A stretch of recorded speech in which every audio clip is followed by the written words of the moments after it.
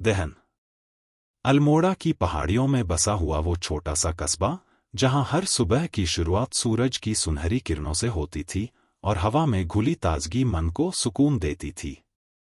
उसी शांत और सुंदर वातावरण में एक नाम था जो सबकी जुबान पर था, अंशुला। अंशुला, जो अपनी सादगी और खूबसूरती के लिए मशहूर थी, पहाड़ियों की बेटी थी।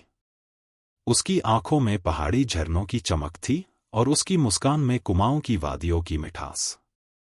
अल्मोड़ा के छोटे से सरकारी स्कूल में टीचर के रूप में वह अपने पिता के साथ काम करती थी। उसके पिता स्कूल के हेडमास्टर थे और गांव में अत्यधिक सम्मानित व्यक्ति थे। हर सुबह जब अंशुला स्कूल के लिए निकलती, तो वह चटक रंगों की साड़ी में लिपटी हुई होती, उसकी लंबी बालों की चोटी उसके पीठ पर लहराती थी और होठों पर हल्की सी मुस्कान होती थी। पहाड़ी रास्तों पर चलती हुई वह जैसे एक खूबसूरत चित्र का हिस्सा लगती थी।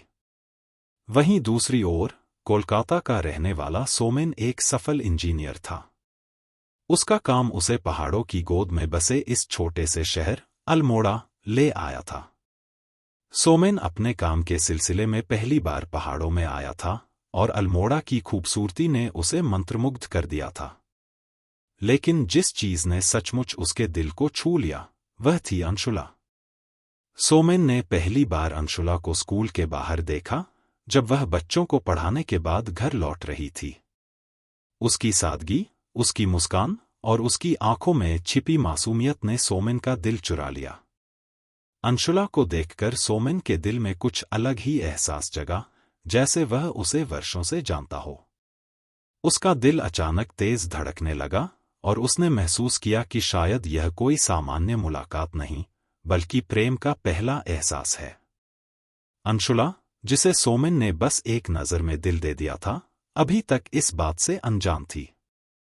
लेकिन किस्मत ने इन दोनों को मिलाने का इरादा कर लिया था। क्या अंशुला भी सोमेन के इस अनदेखे प्यार को महसूस करेगी? इस प्रेम कहानी का आगाज हो चुका था, लेकिन इस प्रेम की डगर अब भी अनजानी थी। क्रमशः जारी।